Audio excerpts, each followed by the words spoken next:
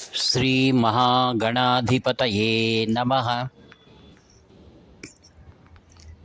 శృతిస్మృతిపురాణానాం ఆలయం కరుణాలయం నమామి భగవత్పాదశంకరం లోకశంకరం.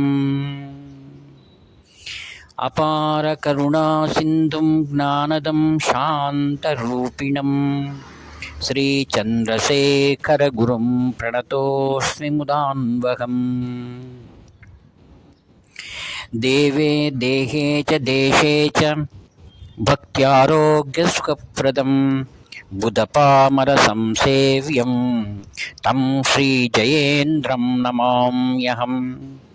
నమామః శంకరాన్వాఖ్య విజయేంద్ర సరస్వతీం శ్రీగురుం శిష్టమార్గానునేతారం సన్మతిప్రదం. మంగళచరణే మంగళవదనే మంగళదాయిని కామాక్షి గురుగుహ జనని కురు కళ్యాణం కుంజరి జనని కామాక్షి. ప్రేమస్వరూపులైనటువంటి సద్భక్తులందరికీ కూడా వినయపూర్వక శుభాభివందనములు తెలియజేస్తూ, కాంచి కామకోటి పీఠం, సర్వజ్ఞ పీఠం, మూలాంనాయ పీఠం, ఆదిగురు శంకరాచార్యులు వారు స్థాపించినటువంటి పీఠం కామకోటి పీఠం. 1800వ శతాబ్దంలో తురష్కుల యొక్క యుద్ధములు అనగా కర్ణాటక యుద్ధములు అని మనం చరిత్రలో చదువుకోవచ్చు. అవి ఏమనగా మైసూర్లో హైదరాలీ, టిప్పు సుల్తాన్ మరియు నవాబ్ ఆర్కాట్లు వారిని ప్రేరేపిస్తూ ఒకవైపు ఫ్రెంచ్ వారు మరొకవైపు బ్రిటిష్ వారు వారిలో వారు కలహాలు ఏర్పాటు చేసిన యొక్క తీవ్ర పరిణామాలు అనేకమైనటువంటి ధార్మిక సంస్థలపైన దుష్పరిణామాలను కలిగించాయి. ఉదాహరణకు చెప్పుకోవాలంటే, అప్పుడు హైదరాలీ అనేకమైన దురాక్రమణలు చేశారు. ఆ తురష్కుల ప్రభావంతో కాంచి కామకోటి పీఠం బలవంతంగా తన యొక్క పీఠాన్ని కుంభకోణంకు మార్చుకోవాల్సిన పరిస్థితి ఏర్పడింది. నాటి పీఠాధిపతులు శ్రీ శ్రీ శ్రీ చంద్రశేఖరేంద్ర సరస్వతి 5 అని పిలవాలి. ఆయన 62వ పీఠాధిపతి. ఈయన మహాసిద్ధపురుషుడు, అపర జ్ఞాని. నాటి కాలంలో మయుడి ద్వారా నిర్మించబడినటువంటి దేవశిల్పి అపరంజి అనగా సువర్ణమైనటువంటి కామాక్షి విగ్రహం కామాక్షి దేవస్థానంలో నిత్యము కూడా సేవించబడేటువంటిది. అది మూల విగ్రహంలాగా అంత పవిత్రమైనటువంటిది అన్నమాట. 62వ పీఠాధిపతులు ఈ యొక్క అపరంజి విగ్రహాన్ని తురష్కుల బారిని రక్షించాలని ఒక పురోహితుల బృందాన్ని ఏర్పాటు చేసి బంగారు కామాక్షినికి వేప మండలు చుట్టి ఒక శవవాహనంగా ఏర్పాటు చేసుకుని డప్పులు కొట్టుకుంటూ పెద్దమ్మవారు వచ్చింది అందువలన ఇలా జరిగింది అనుకుంటూ ఒక గ్రామం నుండి మరొక గ్రామానికి అలా సంచరిస్తూ వెళ్ళారు. ఆ కాలంలో పెద్దమ్మ అంటే అందరికీ భయం. ఏ అధికారులు ఎవరు దాన్ని ఆపలేదు. మన పూర్వీకులు ఎంతో కష్టపడి మన యొక్క పురాతనమైనటువంటి ఉత్సవమూర్తులను మరియు సనాతన ధర్మాన్ని కాపాడారు. తర్వాత అపరంజి విగ్రహం తిరువారూరు పుణ్యక్షేత్రం చేరుకుంది. తిరువారూరు సంగీత సార్వభౌముడైనటువంటి శ్యామాచారి గారు ఉన్న గృహానికి చేర్చారు. తర్వాత అక్కడి నుండి తంజావూరులో మహారాజు ఛత్రపతి శివాజీ మహారాజుకు సంబంధించినటువంటి వంశం వారు ఏం చేశారు, ఈ విగ్రహాన్ని ఎంతో గౌరవంగా దానికి తగినటువంటి ఏర్పాట్లు చేశారు. అక్కడే ఆయన మహారాజు తర్వాత 19వ శతాబ్దంలో కాంచి పరమాచార్య స్వాముల వారు కుంభకోణం నుండి కాంచీపురానికి వచ్చినప్పుడు కూడా ఆ విగ్రహాన్ని వారు ఇవ్వడానికి ఇష్టపడలేదు. ఇది చాలా మాకు ఇష్టమైనదని ప్రతినిత్యం వారు అక్కడ పూజలు కొనసాగిస్తూ వచ్చారు. వడయార్పాళ్యం జమీందారు, ఈయన కాంచీపురంలో జమీందారుగా ఉండేవాడు. గొప్ప శైవభక్తుడు. ఆయన పేరు రాజా ప్రతాప సింహన్. ఈయన వీరి కాంచీ పీఠాధిపతులే వారి కులగురువులు. తర్వాత ఏం చేశారంటే పీఠాధిపతులను పిలిపించి, మీరు తంజావూరుకు దగ్గరలో ఉన్నటువంటి ఏదైనా ప్రదేశాన్ని మీరు కాంచీ పీఠానికి తీసుకొని మీరు అక్కడ స్థిరపడండి అని కోరారు. అప్పుడు పీఠాధిపతులు ఆలోచించేశారు, విశ్వంలోనే పవిత్రమైనటువంటి నాభిక్షేత్రమైనటువంటి కాంచీపురం మేము ఇప్పుడు దూరం అవ్వాల్సి వచ్చింది. ఈ యొక్క రాజకీయ పరిణామాల వల్ల కనీసం మోక్ష నది అయినటువంటి కావేరీ ప్రాంతంలో అయినా తాము ఉండాలని వారు నిర్ణయించారు.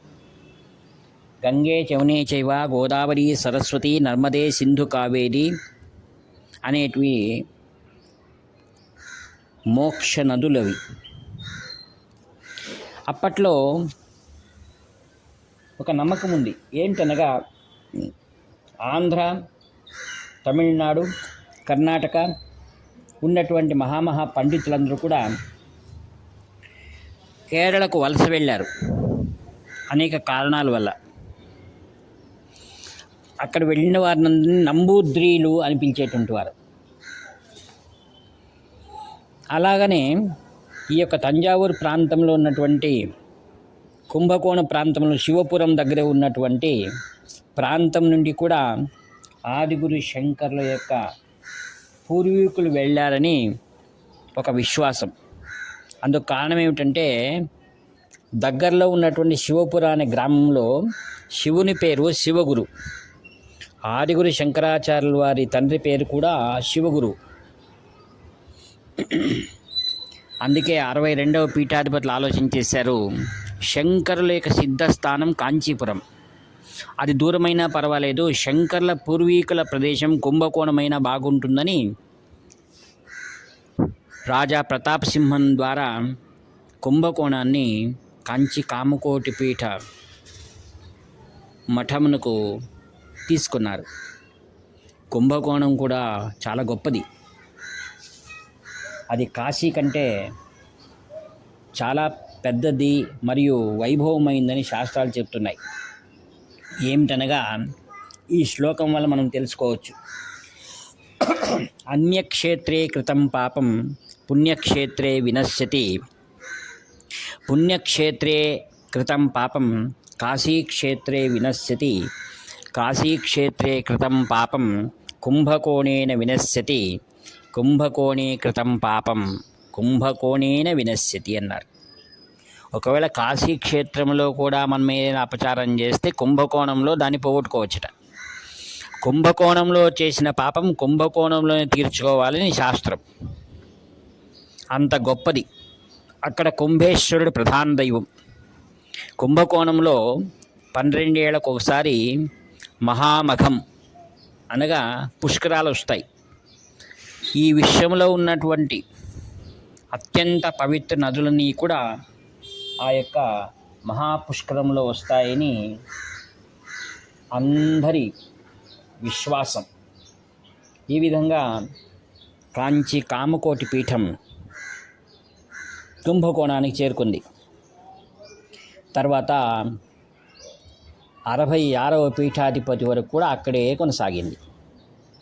మనకందరికి తెలుసు 66వ పీఠాధిపతులు, 67వ పీఠాధిపతులు, 68వ పీఠాధిపతులు శ్రీ శ్రీ శ్రీ చంద్రశేఖరేంద్ర సరస్వతి మహాస్వాముల వారు. 66వ పీఠాధిపతుల పేరు కూడా పూజ్యశ్రీ చంద్రశేఖరేంద్ర సరస్వతి మహాస్వాముల వారు అని. ఈ విధంగా అత్యంత వైభవంగా అక్కడ యోగలింగము, మహాత్రిపుర సుందరి సమితి చంద్రమౌళీశ్వర స్వామి నిత్య ఆరాధన, నిత్య పూజలు, అవిచ్ఛిన్న పరంపర కొనసాగుతూ ఉంది. మహాస్వాముల వారు అనగా 68వ పీఠాధిపతులు కలవైలో సన్యాస స్వీకారం చేసి కుంభకోణంలో ఆ యొక్క పీఠారోహణ చేశారు. ఆ పీఠారోహణ కార్యక్రమం అత్యంత వైభవంగా జరిగింది. ఎందరో రాజ మహారాజులు, తంజావూరు మహారాజు, బంగారు మేనాలో ఈ 13 ఏళ్ల పూర్వాశ్రమం స్వామినాథన్, ఇప్పటి యోగనామం శ్రీ శ్రీ శ్రీ చంద్రశేఖరేంద్ర సరస్వతి మహాస్వాముల వారు. వీరిని అత్యంత వైభవంగా ఆ రోజు సాయంకాలం బయలుదేరిన బంగారు మేనాలో కూర్చున్న స్వాముల వారు మరునాడు ఉదయం వరకు కూడా ఆ ఉత్సవం కొనసాగిందట. ఎందరో వేల మంది నాడు ఉత్సవంలో పాల్గొని అందరికి కూడా మహాప్రసాదం ఆ యొక్క మహారాజులు అందించారట. ఇంత వైభవంగా అయిన తర్వాత మరునాడు సాయంకాలం గొప్ప విద్వత్ సభ ఏర్పాటు చేయబడింది. ఆ ఊర్లో పూర్వం 66వ పీఠాధిపతులు చూసినటువంటి ఒక మహాపండితుడు ఆ సభకు నేను రాను, ఎందుకనగా పూర్వ పీఠాధిపతులు 66వ పీఠాధిపతి శ్రీ శ్రీ శ్రీ చంద్రశేఖరేంద్ర సరస్వతి మహాస్వాముల వారు కూడా అంతటి గొప్ప జ్ఞాని, మరొకరు రాగలరా అని ఆయనపై నమ్మకం పెట్టుకున్నటువంటి ఈయన, ఈ చిన్న పిల్లవాడు, ఈ 13 ఏళ్ల అబ్బాయి ఈయన ఎలా ఈ పీఠాన్ని కొనసాగిస్తాడు అని తాను రాకుండా పిల్లల్ని మీరు వెళ్ళి చూసుకొని రండి అన్నారట. ఆ రోజు సభ మనందరికి ఆశ్చర్యం. మహాస్వాముల వారు సంకష్ట చతుర్థి గురించి మాట్లాడారట. ఆయన సంకష్టంలో ఉన్నప్పుడు వినాయకుడి యొక్క ప్రాధాన్యత ఏమిటి, మరియు సంకష్ట చతుర్థి రోజు ఆ యొక్క చంద్రుని చూస్తే వచ్చే అపవాదు, మరియు సత్రాజితు ఏ విధంగా తన యొక్క సూర్యప్రసారితమైనటువంటి ఆ మణిని పోగొట్టుకోవడం, అది కృష్ణునికి అపనింద రావడం, కృష్ణుడు ఏ విధంగా గణపతి పూజ చేసి ఆయన అపనిందను పోగొట్టిన కథను సాంగోపాంగంగా అందరికి అర్థమగునట్లుగా బోధించినప్పుడు ప్రథమమే వినాయకుడి గురించి ఆయన ఉపన్యాసం ఇచ్చారట మహాస్వాముల వారు. ఇది విన్నటువంటి వారందరూ కూడా ఆశ్చర్యపోగా ఈయన అక్కడికి వచ్చి చివరిలో ఈ యొక్క ప్రవచనం విని సాష్టాంగ దండ ప్రణామం చేశారట. ఈయన సాక్షాత్తు కామాక్షి వరపుత్రుడు, ఆ గణపతియే మనకు దొరికాడు అని ప్రజలందరూ కూడా ఎందరో ఆనందాన్ని పొందారట. ఆ విధంగా మహాస్వాముల వారంటే తర్వాత ఆయన ఎంతో కృషి చేసి వేదాధ్యయనం పూర్ణం చేసి కాశీయాత్ర మరియు కుంభకోణంలో మహామఘ స్నానం, తర్వాత ఈ జగత్నంతటిని కూడా ముమ్మార్లు ప్రదక్షిణం చేసి కుంభకోణంలో ఉన్న కాంచీపీఠాన్ని కాంచీపురానికి తీసుకొచ్చిన మహాప్రజ్ఞాశాలి, ధీమంతుడు, సత్యవ్రతుడు. అట్టి మహాపురుషుని యొక్క దివ్య లీలలు మనం ఎన్నిసార్లు ముచ్చటించుకున్నా అది తక్కువే.